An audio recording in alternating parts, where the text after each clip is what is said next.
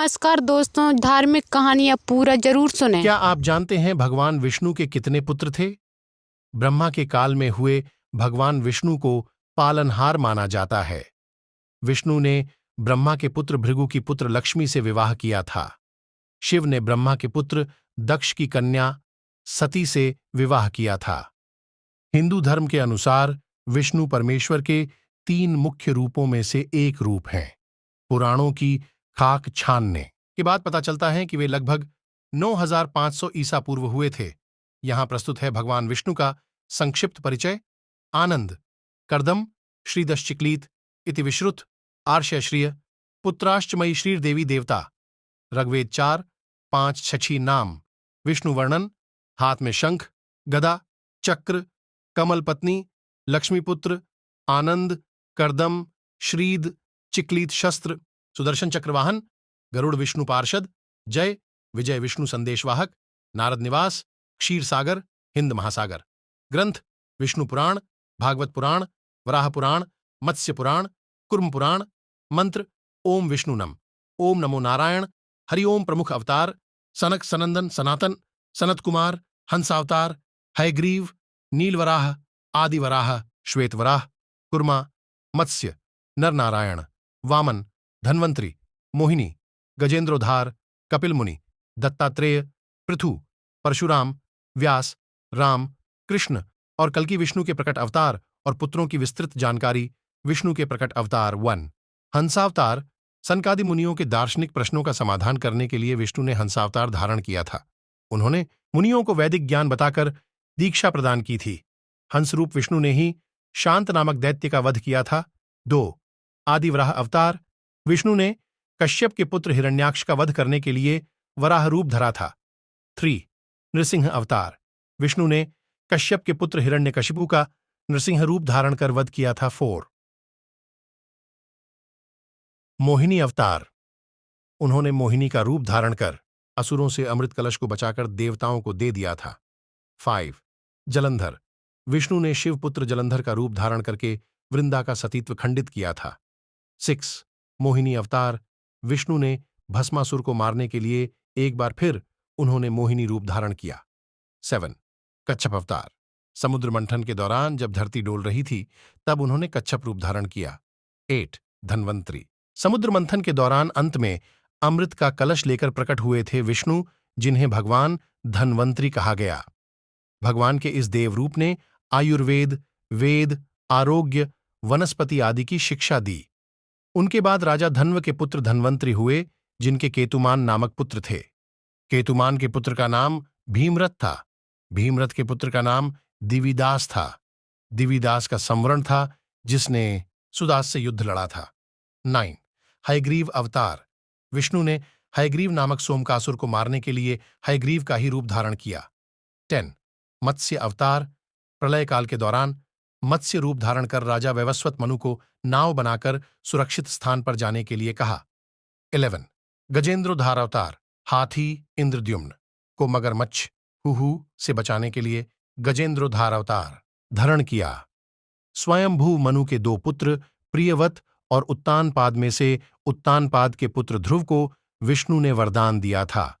विष्णु जन्म अवतार का मतलब: भगवान विष्णु ने स्वयं धरती पर प्रत्यक्ष मनुष्य योनि में जन्म लेकर लोगों का उद्धार किया, तो कहीं कहीं पर उन्होंने उस मनुष्य को शक्ति देकर अपना प्रतिनिधि अवतार बनाया, अर्थात जहां साक्षात विष्णु तो नहीं थे, लेकिन विष्णु की चेतना या अंश था।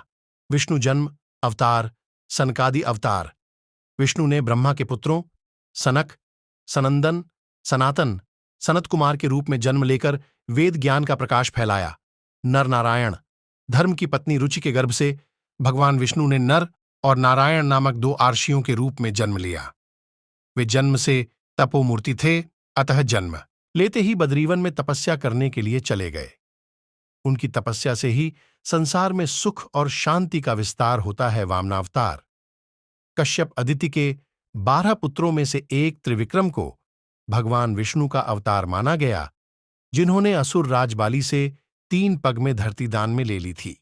उन्हें वामन भी कहा गया। परशुराम अवतार: क्रूर राजाओं से समाज को बचाने के लिए और समाज में फिर से वैदिक व्यवस्था लागू करने के लिए विष्णु ने जमदग्नि रेणुका के पुत्र के रूप में जन्म लिया, जो आगे चलकर परशुराम कहलाए।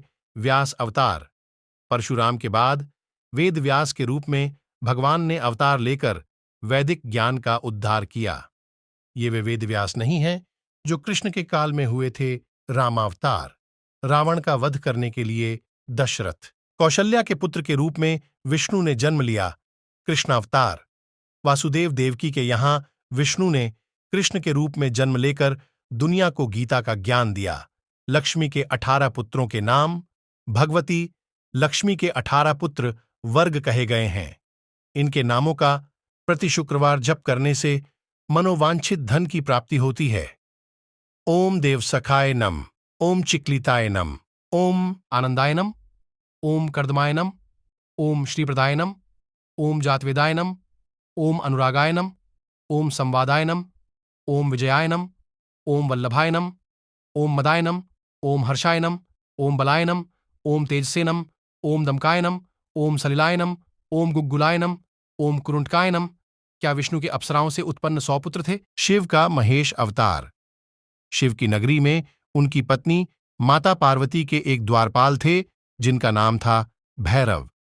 उस समय उन्हें माता पार्वती के प्रति आकर्षण हो गया था, जिस कारणवश एक दिन उन्होंने माता पार्वती के महल से बाहर जाने पर प्रतिबंध लगा दिया था।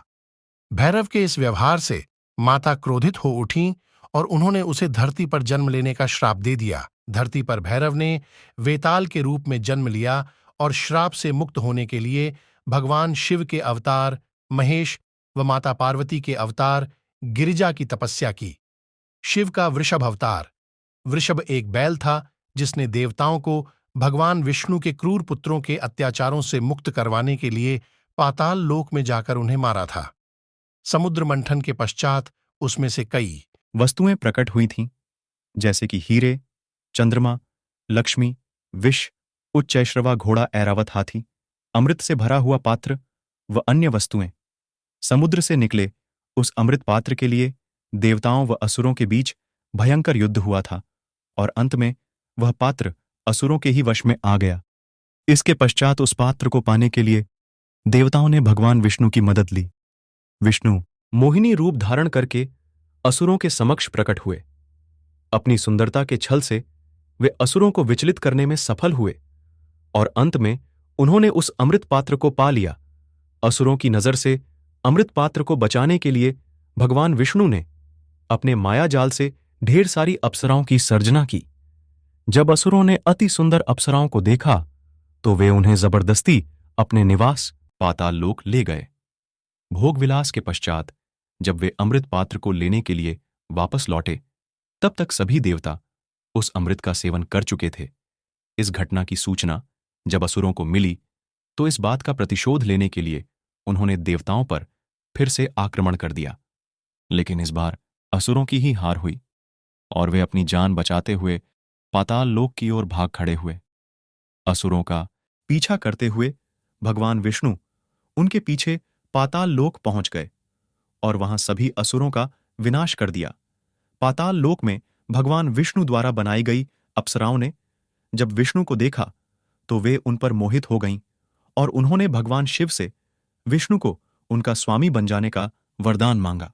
अपने भक्तों की मुराद पूरी करने वाले भगवान शिव ने अप्सराओं का मांगा हुआ वरदान पूरा किया और विष्णु को अपने सभी धर्मों व कर्तव्यों को भूलकर अप्सराओं के साथ पाताल लोक में रहने के लिए कहा।